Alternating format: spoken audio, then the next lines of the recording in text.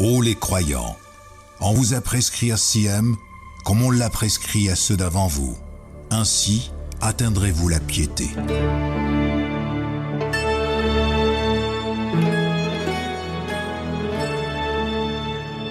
Le Ramadan en question.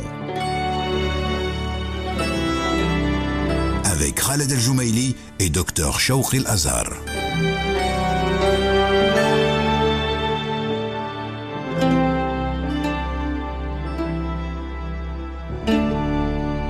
Chers auditeurs, salam alaikum et bonjour à tous et bienvenue dans Ramadan en question sur Orix FM. Nous sommes en compagnie de Dr Shawq El-Azhar de l'Université Hamad Ben Khalifa, directeur adjoint du Centre de recherche sur la législation islamique et l'éthique. Docteur, salam alaikum. Wa alaikum salam wa rahmatullah. L'âme et l'esprit.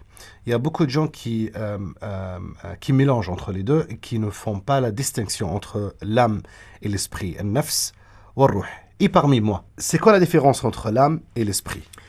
Oui, effectivement, dans les textes de l'islam, les deux notions reviennent souvent, ruh ou nafs, l'esprit et l'âme.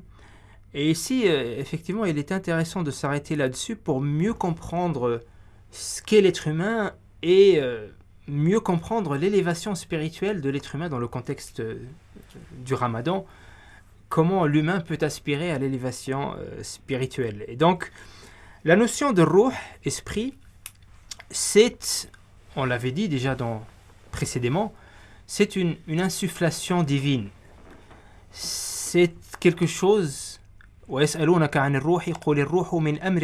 demande au sujet de l'esprit, dit l'esprit est de l'ordre de mon Seigneur. Donc c'est quelque chose qui transcende cette vie, quelque chose qui vient de Dieu, c'est une insufflation divine.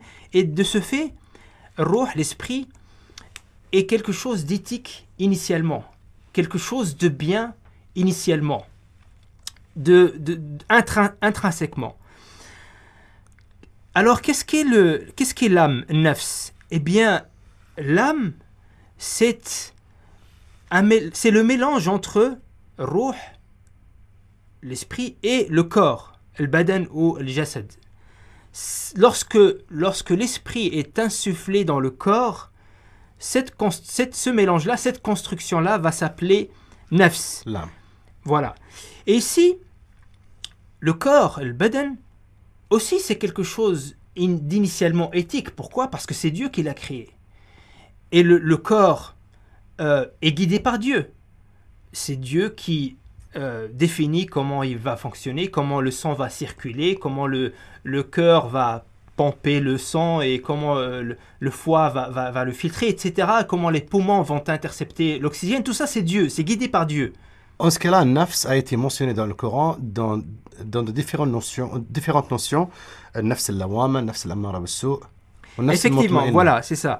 Donc, ici, lorsque l'esprit va être insufflé dans ce corps, on aura cette construction qui est nafs. Maintenant, on peut se poser la question, mais pourquoi, si les deux sont éthiques, le corps et l'âme, pourquoi l'humain alors peut-il dévier ? Pourquoi justement beaucoup d'humains vont dévier de l'éthique ?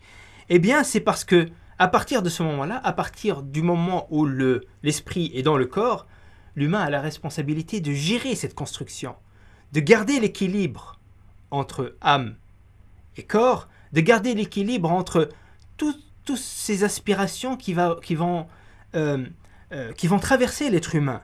Et de ce fait, comme vous l'avez rappelé, nafs, selon que l'humain va bien gérer, bien garder cet équilibre, va se catégoriser en plusieurs catégories. Si l'humain a bien gardé cet équilibre entre ses aspirations, entre nafs et ruh, on aura le plus haut degré qui s'appelle le nafs al-mutma'inna, l'âme apaisée. L'âme apaisée, c'est celle qui, en vérité, va amener l'humain au bien de manière spontanée. Et la deuxième catégorie, en dessous de cela, il y a nafs al-lawama. C'est l'âme qui va faire des reproches. Donc c'est quelqu'un qui aspire au bien, mais trébuche, mais tombe des fois, s'éloigne des fois de l'éthique, mais son âme va le rappeler à l'ordre. Donc va constamment le rappeler à l'ordre et le remettre sur le chemin. Et après, le plus bas degré, c'est celui en vérité qui s'est délaissé et qui n'a pas géré, qui ne sait pas gérer lui-même et qui n'a pas gardé l'équilibre en lui et c'est celui qui va avoir un nafs al-ammara bis-sou. C'est une âme qui va pousser l'être humain au mal. Elle va l'inciter au mal, elle va l'inciter à l'éloignement de l'éthique qui le constitue initialement. Très bien, Dr Chaoqi, on passe maintenant aux questions des auditeurs. Qu'en est-il de l'apostasie, la mécréance, par plaisanterie ou par colère pendant le mois de Ramadan ou durant le jeûne? Que ce soit durant le jeûne ou après le jeûne, c'est quelque chose qui fait sortir de l'islam. Si quelqu'un donc prononce une parole qui est de l'ordre de l'apostasie, donc qui renie sa foi, par exemple, eh bien cette personne-là n'est plus considérée musulmane, même s'il s'agit d'une plaisanterie. Et donc dans ce cas-là, il est tenu pour cette personne de se repentir et de reformuler le double témoignage, la shahada. Et si c'est quelqu'un qui jeûne, eh bien, il est tenu de rattraper cette journée-là. Pouvez-vous nous expliquer, Dr Chaoqi, cette parole? Les plus bas degrés dans le jeûne, c'est l'abandon de la nourriture et de la boisson. Le fait de s'abstenir de manger et de boire, effectivement, notre jeûne est valable, c'est-à-dire on n'est pas tenu de rattraper de notre journée, mais c'est le plus bas degré parce qu'ici on se tient strictement à la règle apparente. Alors que cette règle apparente, qui est de s'abstenir de manger et de boire, est censée nous ramener à des objectifs. Et si on se tient seulement à cette règle apparente, eh bien c'est le degré inférieur parce qu'on n'a pas convoité effectivement l'objectif du jeûne. Dr Chaoqi, merci beaucoup. On est arrivé à la fin de cette émission. Merci de nous avoir accompagnés dans Ramadan en question sur Oryx FM. Merci à vous, chers éditeurs, de nous avoir suivis. Vous pouvez toujours participer à l'émission en nous envoyant vos questions par SMS au 92 147 ou à travers nos réseaux sociaux.